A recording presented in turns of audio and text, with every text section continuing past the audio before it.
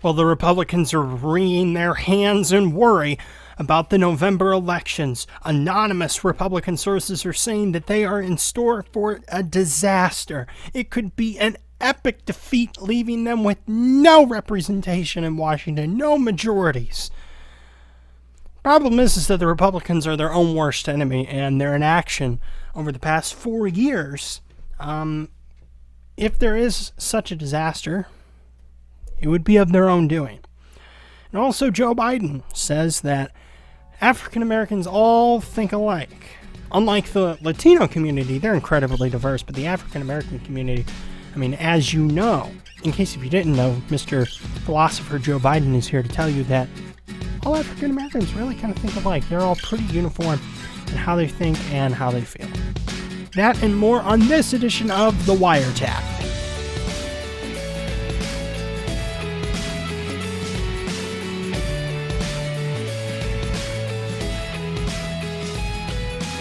Hello everyone, my name is JD. And this is Logan. And this is The WireTap. According to The Hill, Republicans fear disaster in November. Republicans are privately fearing the worst possible outcome in November, one that could leave them without the House or a majority in either chamber of Congress next year. House Republicans faced almost insurmountable obstacles, a cash shortfall against the Democratic Congressional Campaign Committee, retiring lawmakers, and an RNC that is more focused on re-electing Donald Trump and protecting the Senate GOP majority, which, to be fair, isn't that what you're supposed to do anyway? But whatever. They also need to pick up a net 17 seats to win back the House. One Republican source noted, if the election were today, we would lose the House, the Senate, and the White House. Several GOP lawmakers are warning that the party faces a landslide defeat if Trump doesn't start landing punches on Joe Biden.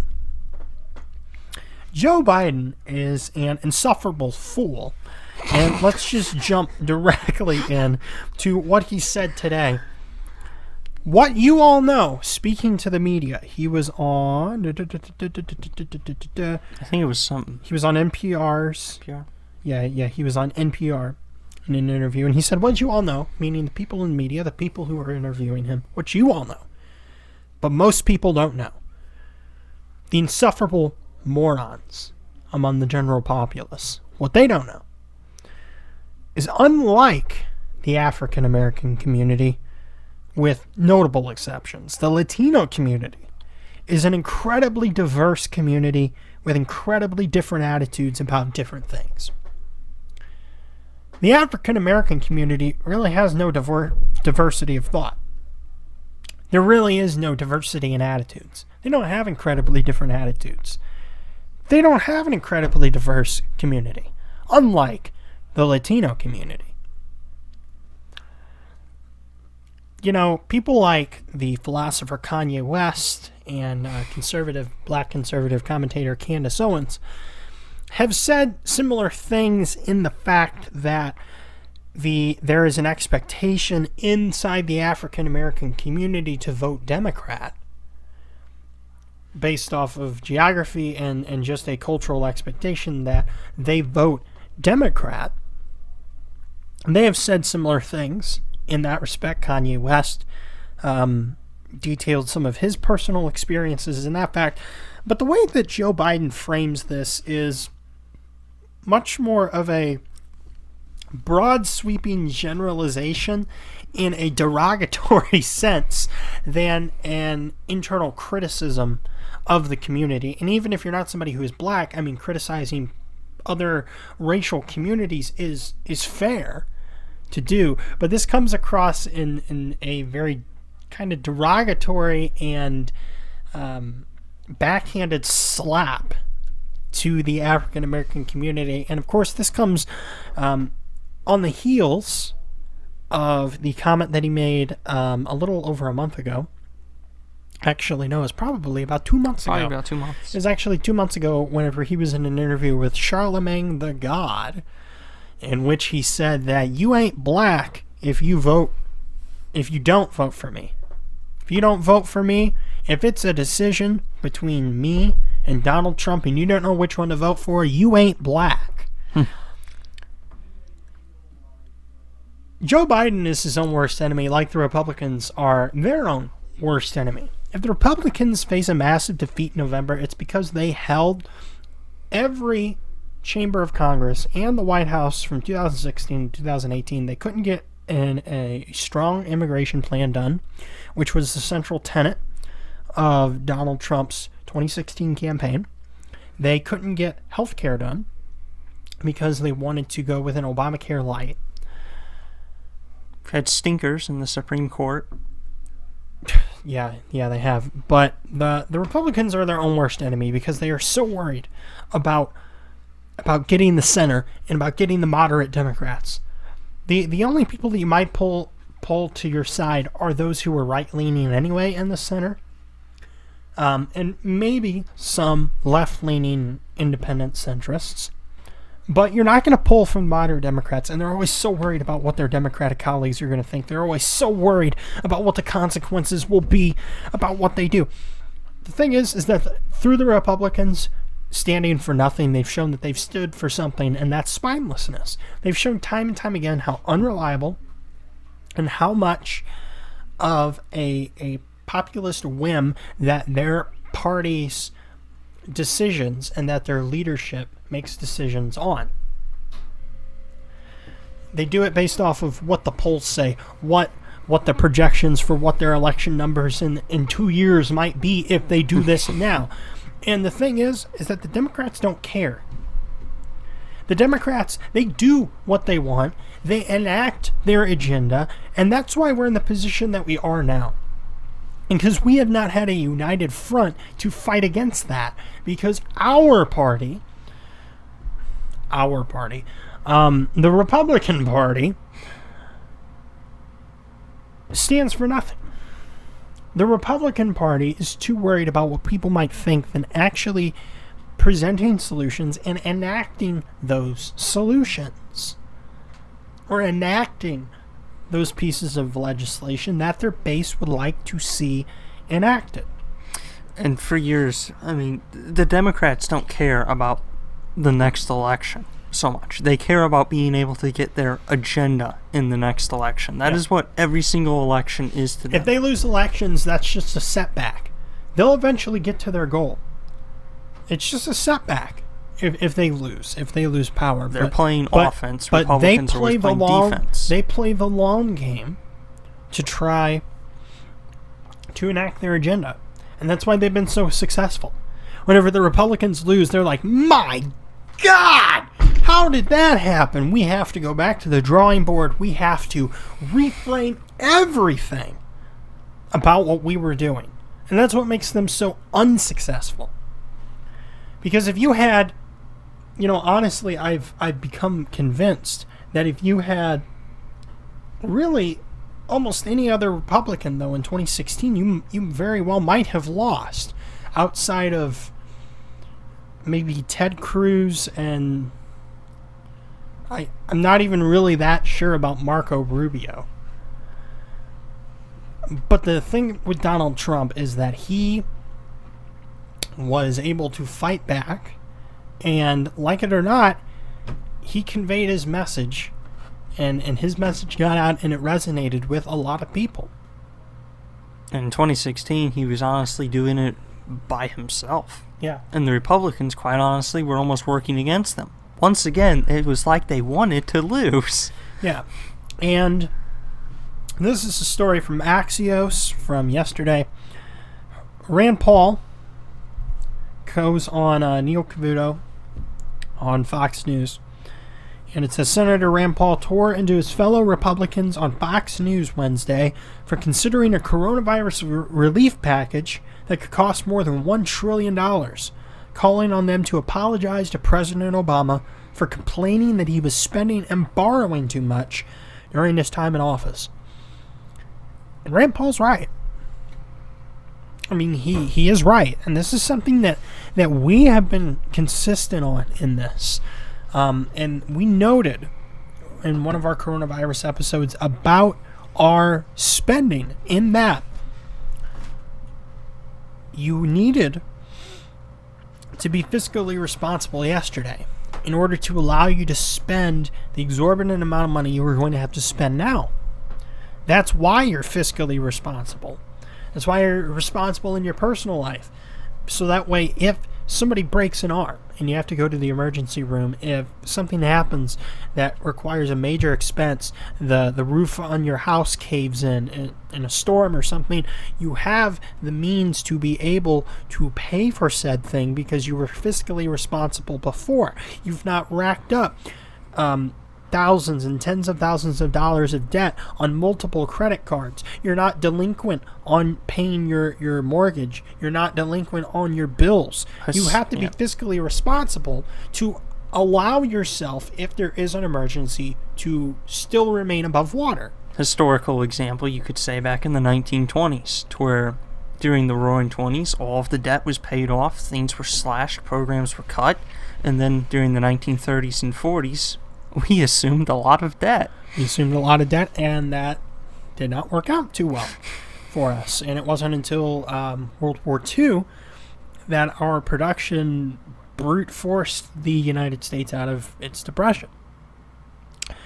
But, I mean, Rand Paul's right. Rand Paul's right, and there's been a lot of the Tea Party conservatives who I've been disappointed in, because they've been nowhere to be found on the amount of spending that we have had. Whenever during the President Obama administration, that was all that they could talk about. That was something that they talked about all the time. And admittedly, we haven't talked about it as much as we probably would have under Obama. But still, it is still an issue that we have addressed at least. And we have been consistent on in terms of saying, hey, should we really be spending this amount of money? Whenever we have a federal budget that 60% of it goes to social programs of some sort, and Social Security hangs around above a fifth of our budget, and I think just below a quarter. And then you have to factor in your Medicare, your Medicaid, CHIP. All of these federal programs that comes out to almost 60% of our budget is nothing but social welfare, food stamps, etc. But I wanted to look, based off of the hand-wringing of the Republicans, it made me curious as to what exactly things are looking like right now. And I went to RCP, and so this is their breakdown. It's 270 to win. All right, we all know the game. 270 to win the presidency. Right now they have Joe Biden with 212 electoral votes and Donald Trump at 115. So Joe Biden is, what is that? Quick mental math. 58 votes away from victory already. They have him locked down for 58 electoral college votes. And it's interesting. The states that it is interesting. The states that Donald Trump does not have in his corner already as well. And it's interesting, the ones that they note as toss-ups. And I'm not going to go through it ad nauseum here, but it is worth noting. I mean, of course, Ohio is always a toss-up. Florida is a toss-up.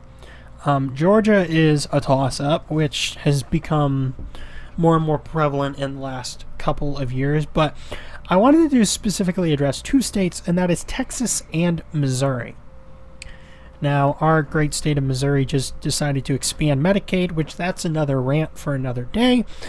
But Texas is listed in the toss-up state as a toss-up state with 38 electoral votes, and Missouri has 10. And this is, again, according to RCP, Real Clear Politics. And what's amazing, and it blows my mind, how we are listed as a toss-up state whenever by RCP's own average, Trump holds a 6.5 point lead over Biden here in the state of Missouri, which to me seems low anyway, considering how Missouri went to Trump by 18 points in 2016. 18 points. That was more than double the state of Texas. I can understand more so Texas being in the toss-up category.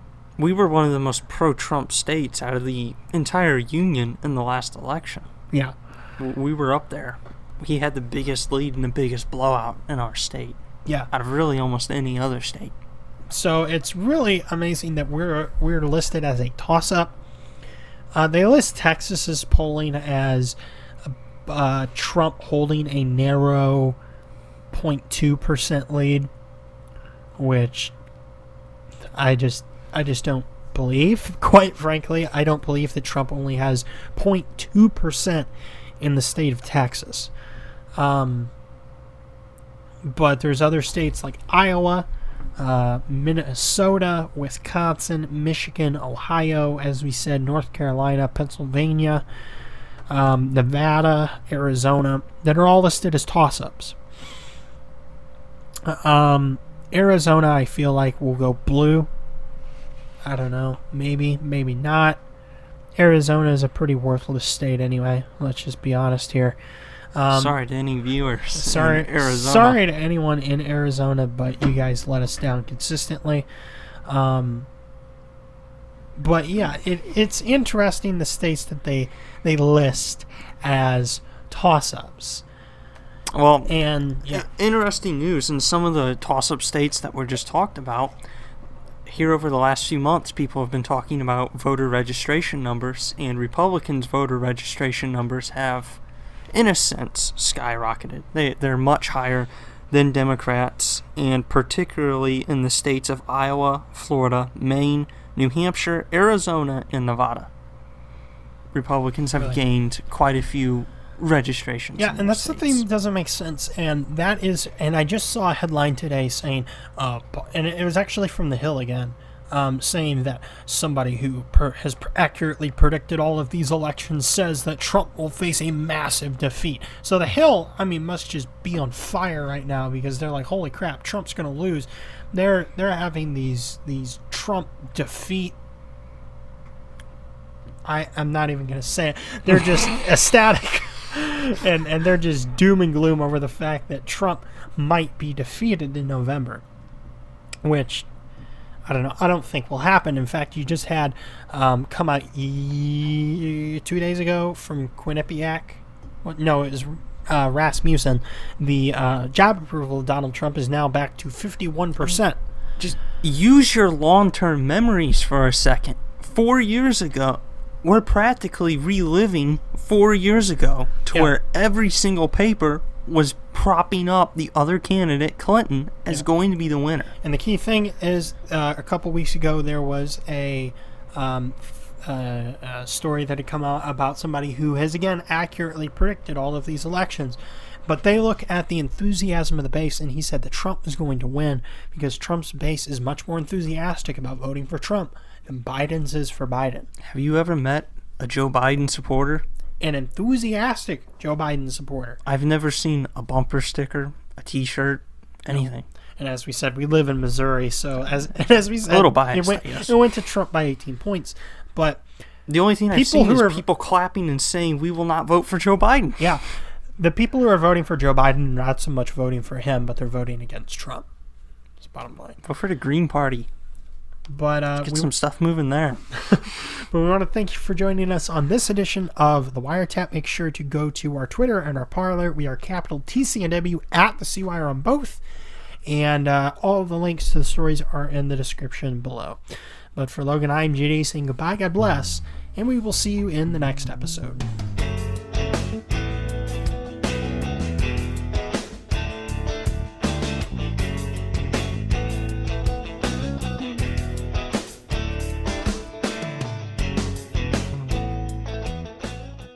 You know what they say, you can always do it better the second time.